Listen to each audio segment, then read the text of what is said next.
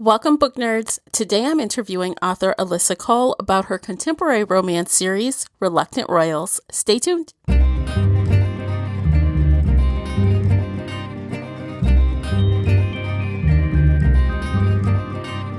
Hey everyone, I'm your host, Tamara Ford, and thank you for downloading this week's book chat here on the Shelf Addiction Podcast. Every week we get bookish with roundtable book discussions, 5-minute shelf bites, interviews, and more. Subscribe to our newsletter so you don't miss out on any of this book nerd awesomeness. If you'd like to email in feedback or questions, feel free to reach out to me at info@shelfaddiction.com or call in and leave an internet voice message via SpeakPipe. You can also find me on Twitter and Instagram at Shelf Addiction. The links for everything related to today's episode, including Alyssa's social media links, are below in the show notes. If you know someone that may enjoy this episode, please share it today. Before we get started, let me tell you a little bit about today's interview guest. Alyssa Cole is an award-winning romance author. Her writing has earned several awards, including an RT Reviewer's Choice Awards Book of the Year for 2017 and an ALA Rusa Best Romance for 2018. And Princess in Theory was one of the New York Times 100 Notable Books of 2018. She's received critical acclaim from the New York Times,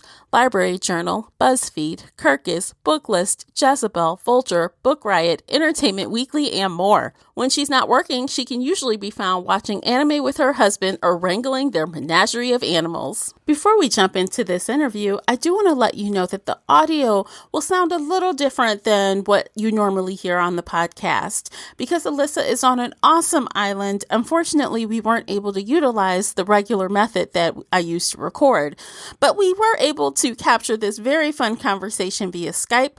So yes, it's Skype quality, guys. You guys know how Skype is. Regardless, I hope that you enjoy this interview because I had a fun time interviewing Alyssa, and I know you'll enjoy this conversation. Without further delay, let's jump into it. Hey Alyssa, thank you for joining me today. How are you? I'm good. How are you doing? I'm doing well. It's feeling a little bit like spring, so it's wonderful here in Michigan. How's your weather? It's pretty good. It doesn't change that much. Yeah. So, it's dry.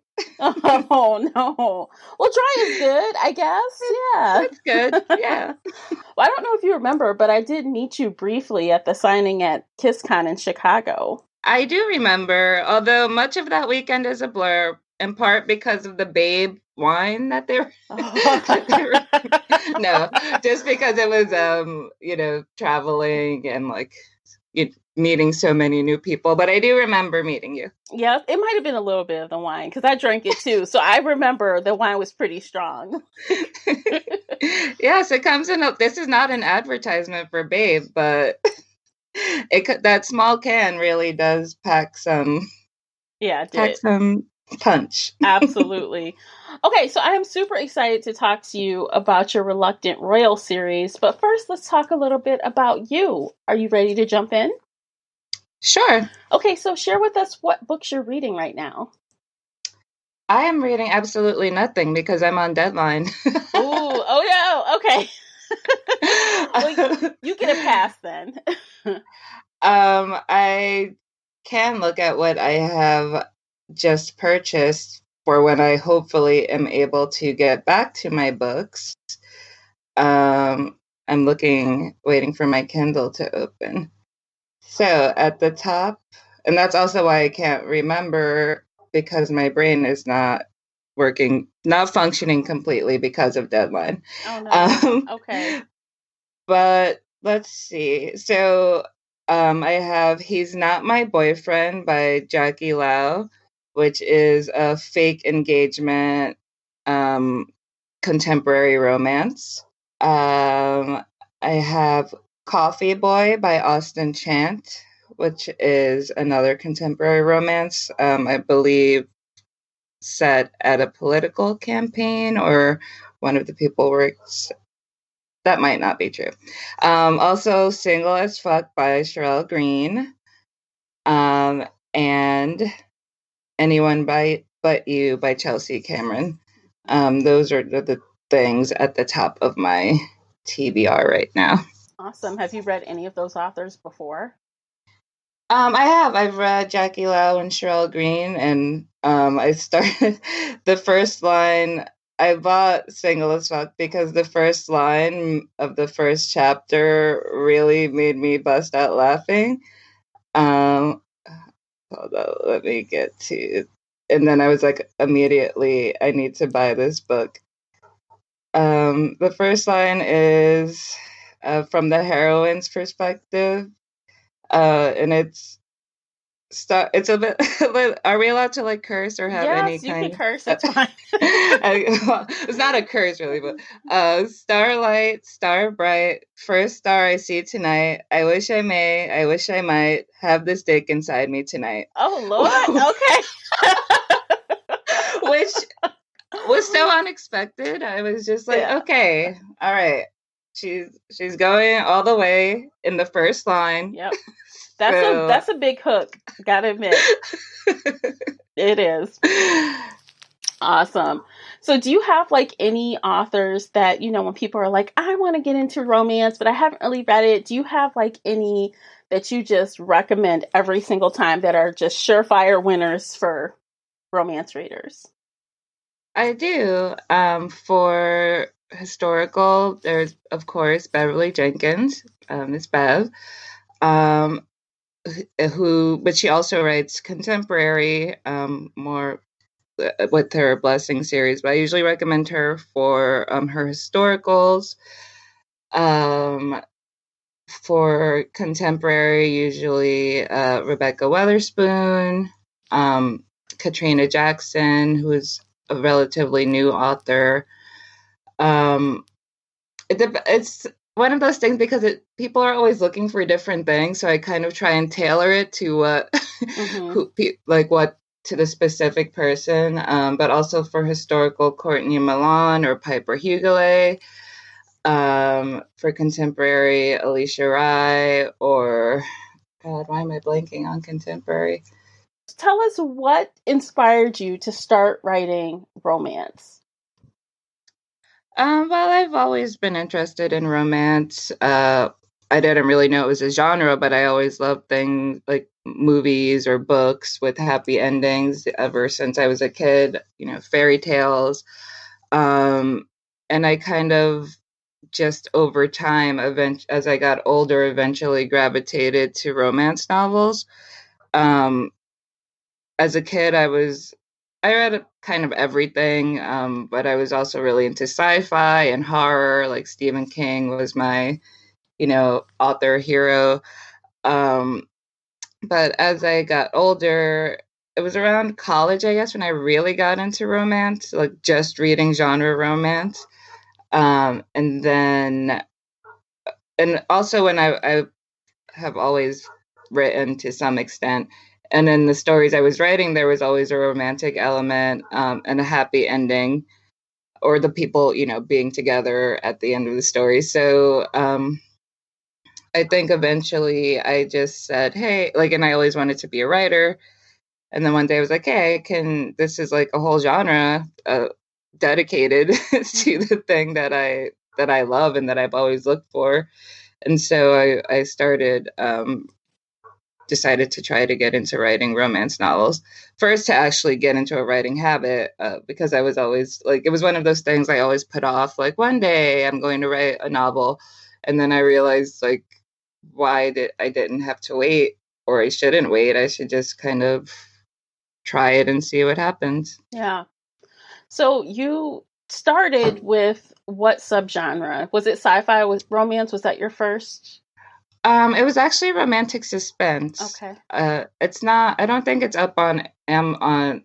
I don't think it's for sale anymore right now because the publisher closed last year. It was a digital publisher, Lucid. But it was romantic suspense with a teacher in Brooklyn who gets involved with gets targeted by the Albanian mafia, and the hero is like an Albanian CIA agent. It was called Eagle's Heart. So that was the first novel that I ever published, and I haven't specifically gone back to romantic suspense, but there is kind of a suspense element in most of my books that I write. Because I know you're like, you cross those subgenres within romance. You do historical, you do contemporary, you have a sci-fi. Which of the subgenres do you think you enjoy writing the most, and why? Hmm. That's hard. I don't know if I have a favorite. I think it just depends on my mood at the time.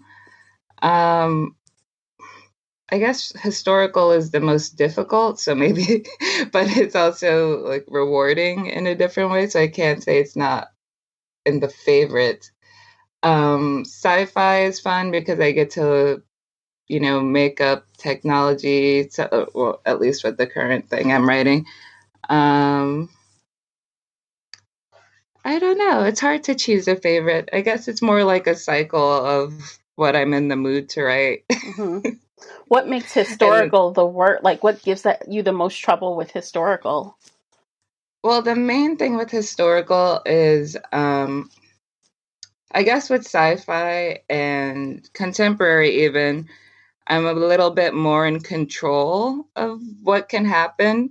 And with historical, first of all, there's the research. I'm generally writing about people from marginalized backgrounds. Hmm. So that, even everything that doesn't, even if it doesn't go into the book, um, you can come across things that are like really upsetting. And then there's also, particularly with the way things are now, it can kind of get depressing. Like, oh man, this same stuff was happening like 200 years ago, or 150 years ago, or Yes.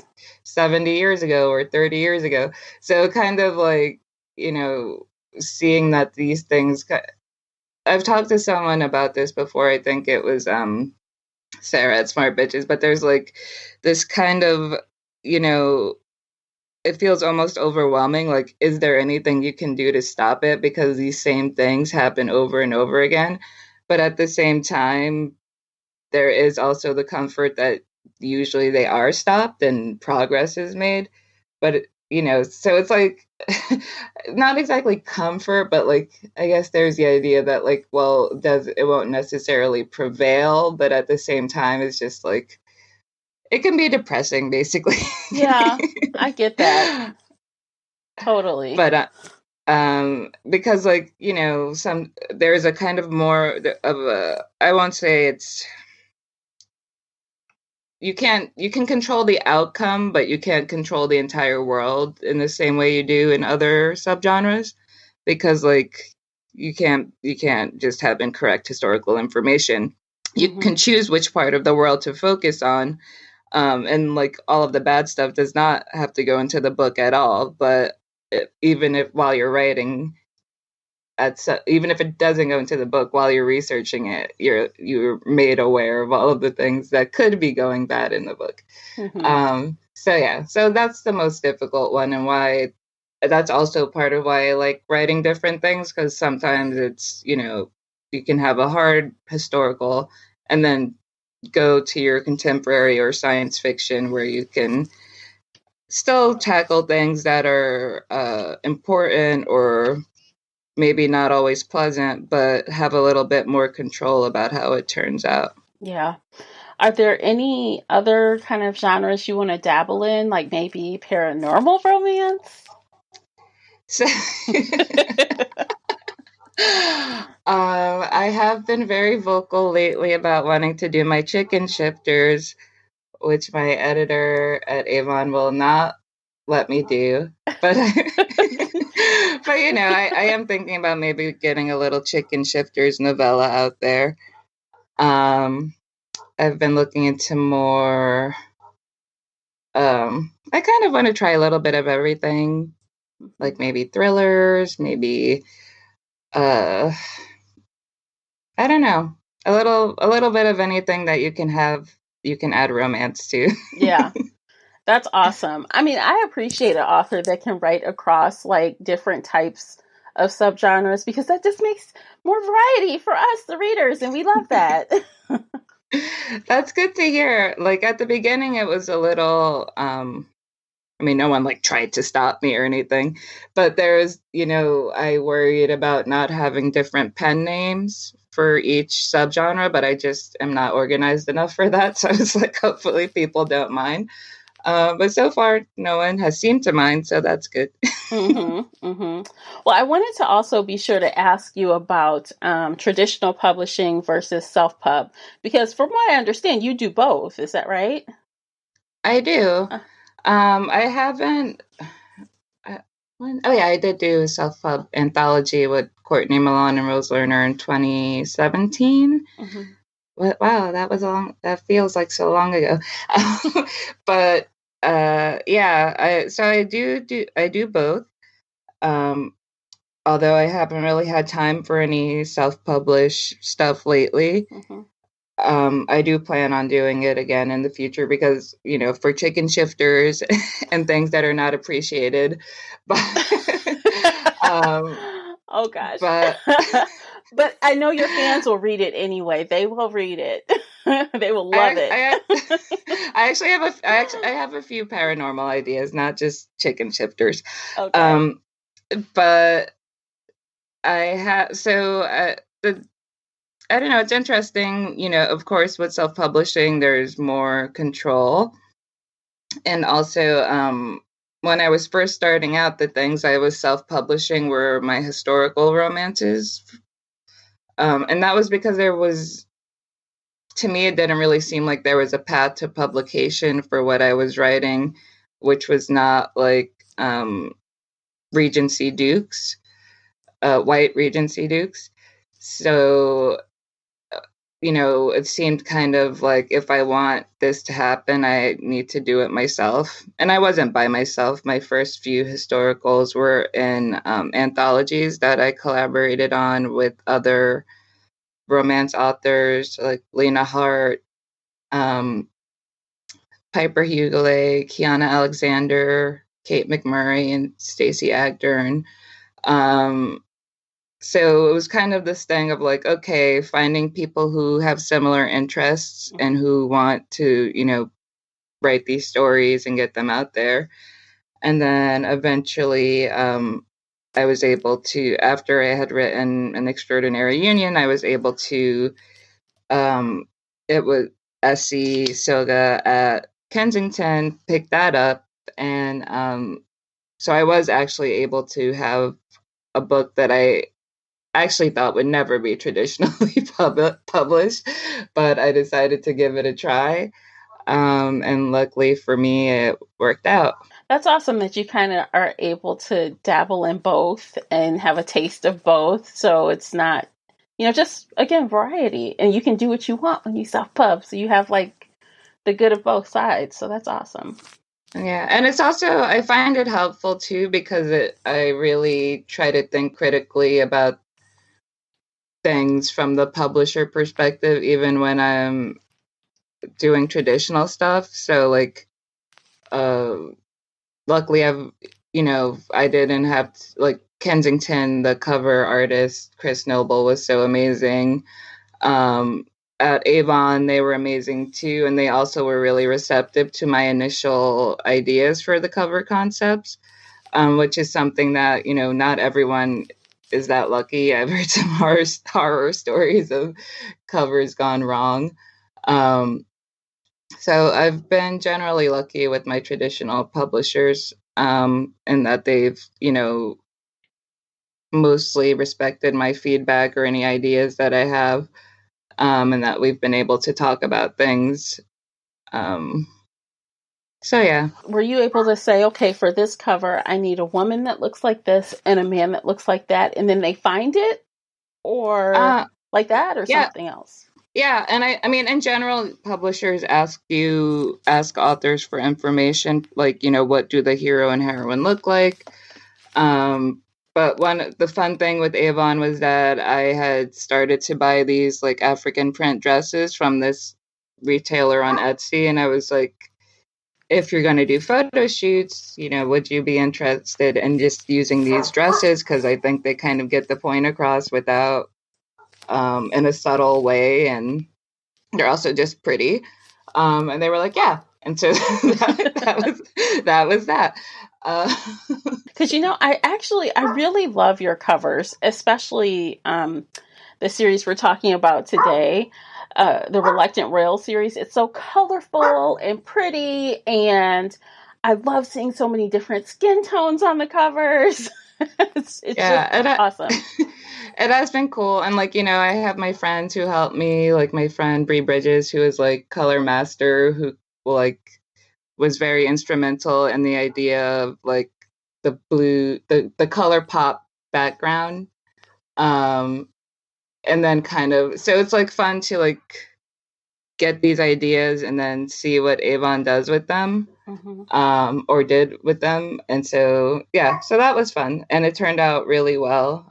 It felt like a good collaboration for the most part. So we're going to talk a little bit about your series right now. And I've got to say, I have read the first couple of books in series, and I really enjoy them because I like to see all sorts of relationships that actually reflect real life, even though it's romance.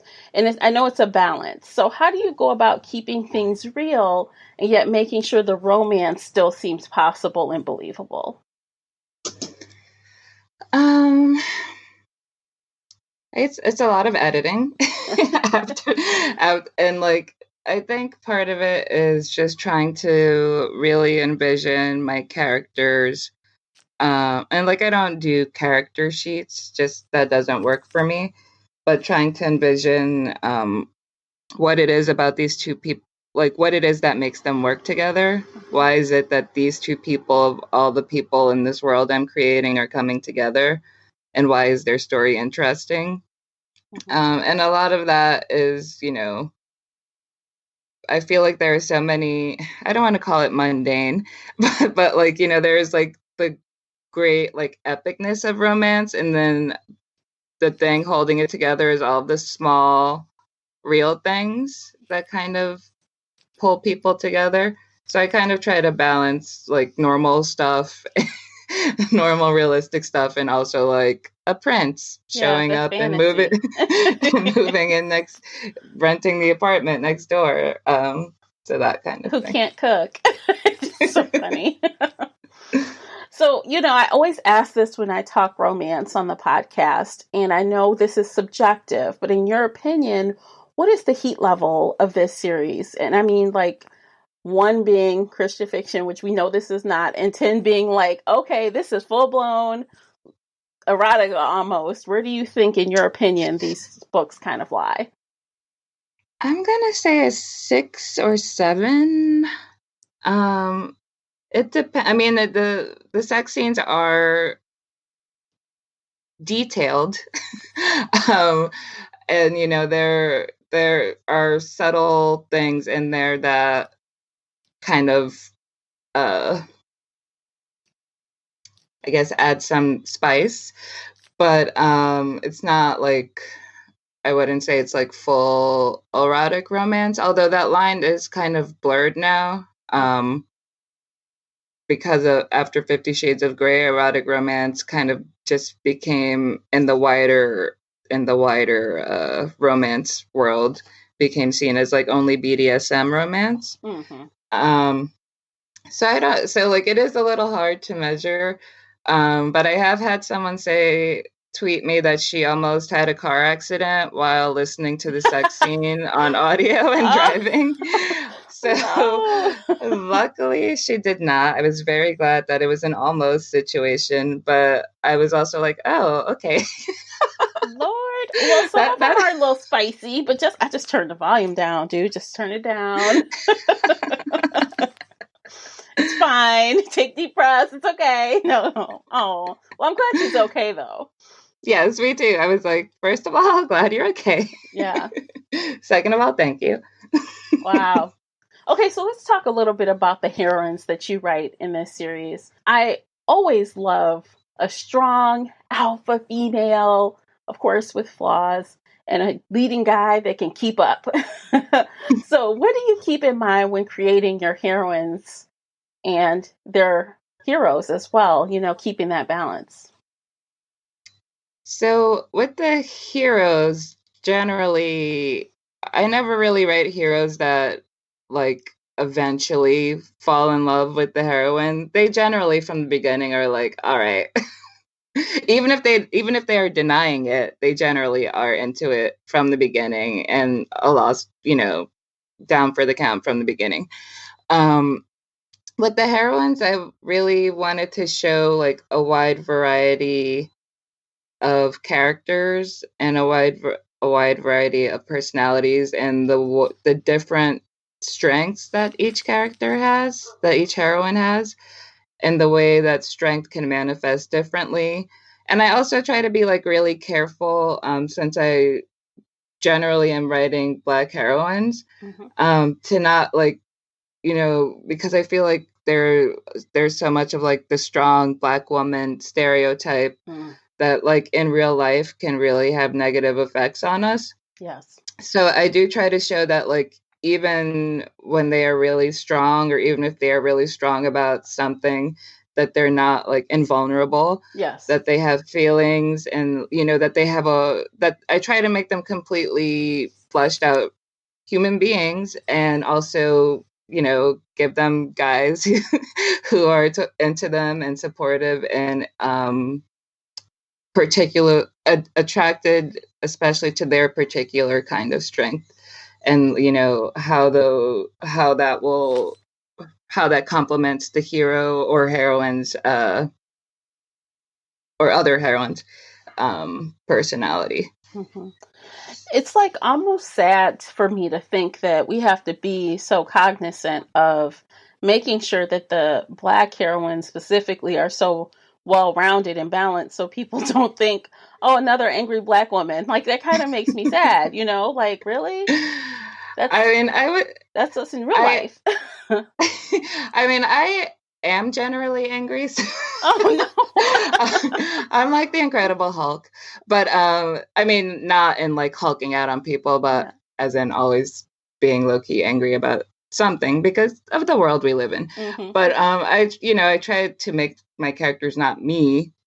Some of them are angrier than others. But I also, and I think that's another thing too. I do try to show that like if the characters are angry, they generally have good reason for it, or sometimes they don't, and that's okay. Sometimes you're in a bad mood and you just need to be angry at people. And try to do that in a way that works well with the characters and hopefully for the readers.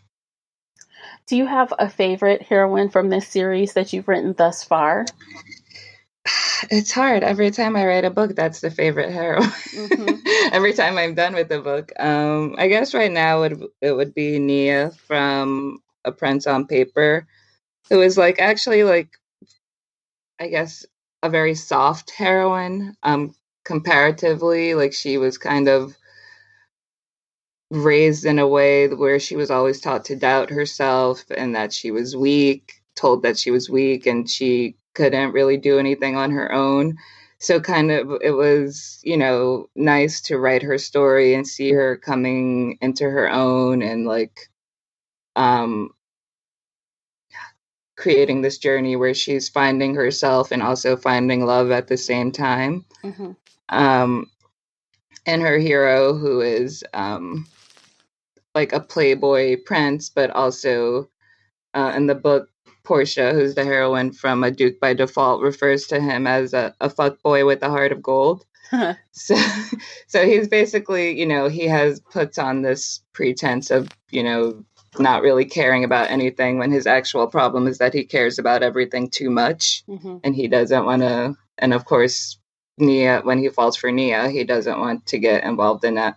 So it's two people who are like soft in different ways and responding to that in different ways, and how they kind of come together and can reconcile their feelings and how the world has treated them. Yeah. I was looking, I was thinking about the books that I had read and then looking at all of the covers all together.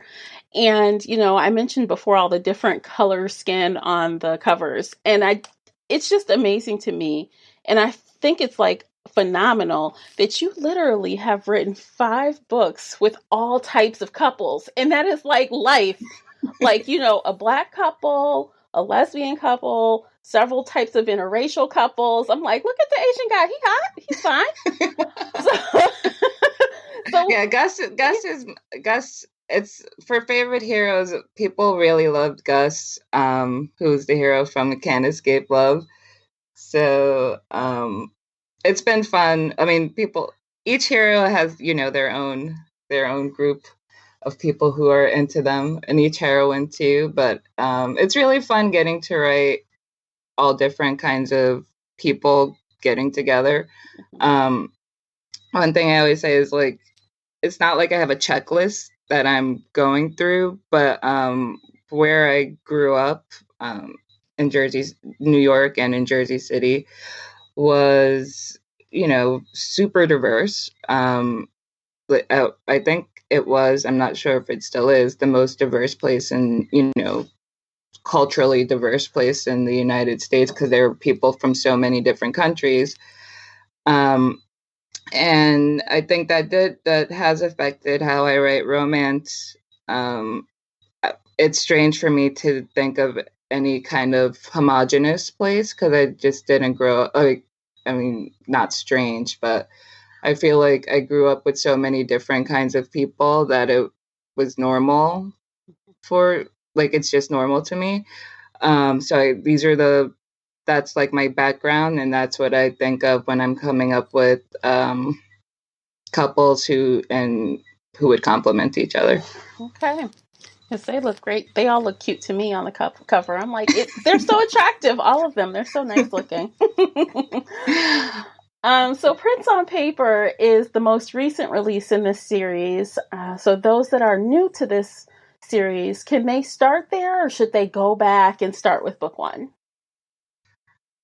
All of the books can be read as a standalone, but I think you get the most, especially with this book and the kind of emotional journey they go on, I think you get the most bang for your buck if you do start with the beginning. I'm not just saying that to sell books, but because Nia is introduced in book 1. Both of them are introduced in book 1. They both have a larger part in book 2, A Duke by Default. You get to know them better, and then in book 3 you get to see who they really are, and why they work together, and why they're, how they kind of come together and get through the things they were kind of dealing with in the previous books. So I think it is helpful to read the previous, at least the first 2 novels. The novellas don't particularly impact the 3rd book. So okay. All right, y'all heard it here first. You got to read the first 2, and they're fast reads, I promise. They're fast reads. Okay, let's talk about the audiobook a little bit. I am a huge audiobook lover. I advocate for audiobooks, and I just really enjoyed Karen Shilton's narration. She was amazing. Did you choose her, or how'd that work out? I did choose her. She was first... I was first introduced to her because she was the narrator for my first historical with Kensington, An Extraordinary Union. And then when I listened to the snippet on Audible, I was like, oh my God, this woman is so talented. And like, I've never like fully listened through to my books, but like just listening to portions of it and hearing how she handles accents, just her acting, her narrating, I loved it. And so then when we had to find a narrator for Reluctant Royals, I asked if they could see if she was available, because I feel like she really brings my work to life. And I love having her as a narrator. And she also is an author. She wrote a book about, a nonfiction book about, I think I'm blanking on her name. She was a Black female jazz pianist. I am blanking on the name, but so she is also an author, and she narrates her own book. If anyone wants to check that out too. Wonderful. So did you lock her in for the rest of the series? Yes. Okay, good. So you can't change that. How you can't. No, she narrates all of the books. Okay, awesome. So is there anything else you would like readers to know about this series? I think I would say there's something for everyone in each of the books. One of the funny things is, seeing what stands out to certain people, whether it's like eggplant emojis or like geeky references or particular emotional arcs for heroines and heroes. I do. And, it's about royalty, but it's also mostly just about people who aren't particularly looking for love, finding it. And of course, like every romance, going through some ups and downs. But yeah, I'm biased, but I think there's something in at least one book for everyone. All right. So what are you working on now? What is next that readers can look forward to? I have one more release this year, which has already seen a lot of releases. The next one, I'm not sure of the exact date, but it's going to be an Audible original novella, and it's science fiction romance. It's called, I believe the final name is going to be The AI Who Loved Me. And it's about a woman. So it's kind of like a romance. I don't know if it's a rom-com sci-fi romance, but it's basically a woman who lives in an apartment complex somewhat in the near future. She, lives in an apartment complex. She has her friends. She and her neighbor's hot but weird nephew moves in, and then she eventually learns that he is actually not a human. He's a cyborg. Oh. So it's a robot boyfriend love story. And so basically then things start to become more and more clear about how they are interconnected. Oh. I always wonder, if you had a robot boyfriend, can you cut him off when he gets on your nerves? Can you do that? Would that be rude? Not this particular model, you cannot. Oh. Darn. Okay. Although that is a different kind of fantasy that I think we can all relate to. Yes, definitely. Husbands too. Off switch. No, I'm just kidding, honey. You didn't hear me say that. I'm just kidding. Okay, awesome. That's great. So all we have left is the lightning round. 60 seconds, 60 questions. Are you game for it? I am. I'm probably going to be a little bit slow, but I will try. Oh, no, you just do as many as you can. No big deal. No one ever gets past like 20. I mean, literally nobody. But I just like saying 60 seconds, 60 questions. Now the challenge has been laid down. Okay. Yes. So some are book related and some are not. Some questions are open-ended and others require you to pick one or the other. The only one rule that I have is that you must choose. You can't say neither or both. Okay. All right. I'm going to start the timer. Read 5 pages per day or 5 books per week. 5 books per week. Physical books or ebooks? Ebooks. Tea or coffee? Coffee. Name a book that you've read in one sitting. Rafe. Beer or wine? Wine. If you were forced to live the rest of your life as one of your characters, who would it be? Portia. Milk chocolate milk chocolate or dark chocolate? Dark chocolate. Vampires or werewolves? Vampires. Where is your favorite place to read? In my bed. Dogs or cats? Dogs. Be a librarian or a bookseller?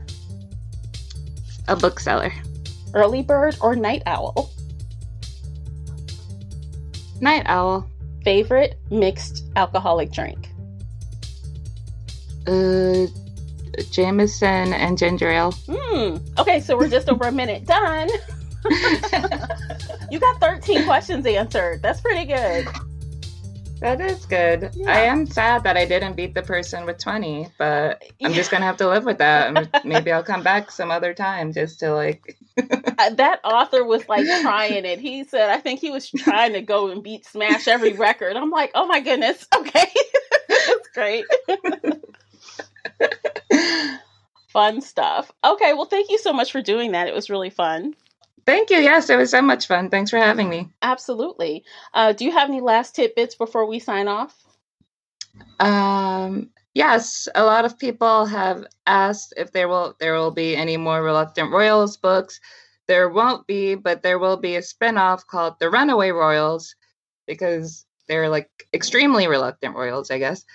So that will be coming out in 2020, and I'll be able to check in on some of the characters from Reluctant Royals along the way. Yay! Awesome! Yay! Get excited, guys. Okay, well, be sure to follow Alyssa all over social media. Pick up a copy of her newest book in this series, A Prince on Paper, as well as book 1, Start with a Princess in Theory. All of the links are below in the show notes. And again, it's been a pleasure, Alyssa. Thank you for taking the time. Thank you. Absolutely. Okay, thanks everyone for listening. And until next time, happy reading. Take care, guys. If you enjoyed today's book chat episode and would like to show your support, there are a few things you can do. Head on over to Apple Podcasts and leave a positive 5-star review. You can follow me on Twitter at Shelf Addiction. Most importantly, you can share this podcast with friends and family that enjoy all things bookish, including author interviews. Thank you for listening, and until next time, happy reading.